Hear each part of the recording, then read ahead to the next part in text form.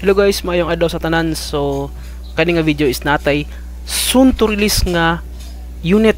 Ang unit na ni is DE64V naka-loaded. So, gitawag ni siya loaded kay naka-customize ang bumper na sa tubangan o ang skirting niya sa ilalom. And then, customize na po diyang seat. So, naka-captain seat siya and together with the power window o power mirror.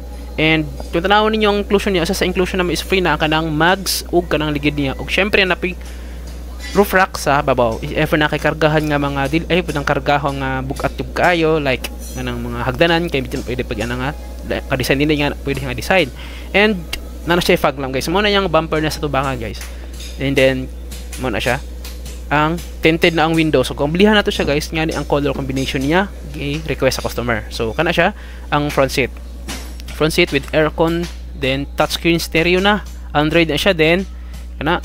Then, ang nanap na siya free nga dashcam front and back. So, kablihan na ito yung kaduha nga portahan. So, naka-captain seat na. Mao na iyahang color combination sa upholstery and kanindot nang pwede ka makapili sa colors upholstery. Depende sa mong gusto o mo na ang roof rack na sa babaw. So, kung tanaw na itong malayuan, so, nga na kanindot ka sa itong unit guys. So, sa mga ganahan diya, message me now.